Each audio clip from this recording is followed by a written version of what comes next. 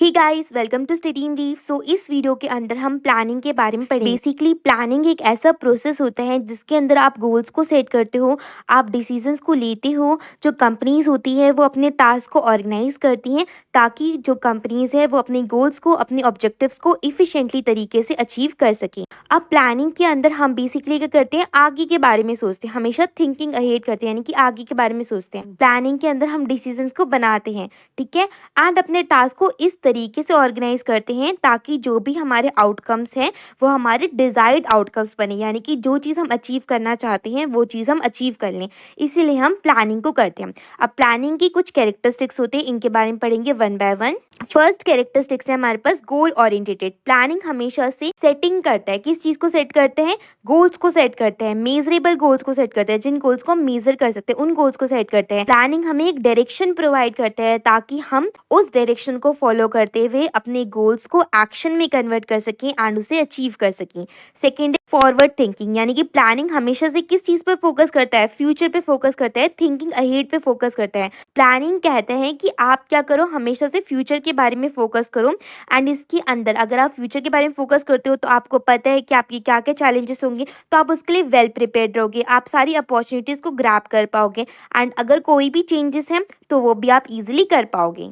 Third systematic. जो planning है वो एक सिस्टमैटिक प्रोसेस भी कहलाता है, बिकॉज प्लानिंग के अंदर हम क्या करते हैं, जो भी हमारे बड़े बड़े गोल्स होते हैं उसको हम छोटे छोटे स्मॉलर स्मॉलर टास्क के अंदर डिवाइड कर देते हैं, मैनेजेबल टास्क के अंदर डिवाइड कर देते हैं, ठीक है।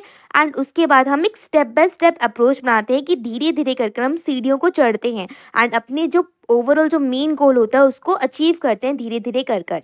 Fourth is flexible. जो प्लानिंग है वो बेसिकली एक फ्लेक्सिबल स्ट्रक्चर भी हमें प्रोवाइड करता है, बिकॉज प्लानिंग क्या है, फ्लेक्सिबिलिटी को सपोर्ट करता है, यानी कि आप जो प्लान्स बनते हो उन प्लान्स को आप अपने अकॉर्डिंग एडजस्ट कर सकते हो। अगर आपको कहीं पर भी नीड लगती है अपने प्लान को मॉडिफाई करने की तो वो भी आप इजीली कर पाते हो, ठीक है। अगर आपको कुछ भी ऐसा लगता है कि अगर आपको कोई भी सर्कमस्टांसेस में चेंजेस करने हैं, अगर आपको कोई भी न्यू इन्फॉर्मेशन ऐड करनी है अपने प्लान के अंदर, तो वो भी आप इजीली कर पाते हो क्योंकि आपका जो प्लानिंग प्रोसीजर होता है वो फ्लेक्सिबल होता है। Next characteristics is resource allocation. Basically planning के अंदर हम क्या करते हैं, अपने रिसोर्स को एलोकेट करते हैं, अपने रिसोर्स को कंसिडर करते हैं ताकि हमारे जितने भी इंपॉर्टेंट रिसोर्सेज हैं, नेसेसरी रिसोर्सेज जैसे कि टाइम हो गया, मनी हो गया, मैन पावर हो गया, उसको हम अपने प्लान के अकॉर्डिंग, अपने गोल्स के अकॉर्डिंग इफिशिएंटली तरीके से स्टैब्लिश कर सके, एलोकेट कर सकें। Now next characteristics of planning is evaluation and feedback.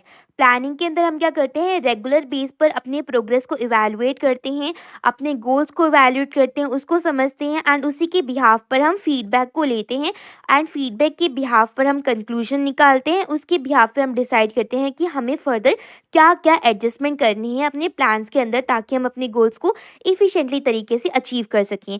अब जो प्लानिंग है हमें इस चीज़ में भी काफ़ी ज़्यादा हेल्प करती है कि कैसे हम अपने प्लान्स को रिलीवेंट रख सकें, कैसे हम अपने प्लान्स को इफ़ेक्टिव तरीके से रख सकें ताकि जो भी हमारे गोल्स हैं उसको हम ईज़िली अचीव कर पाएँ।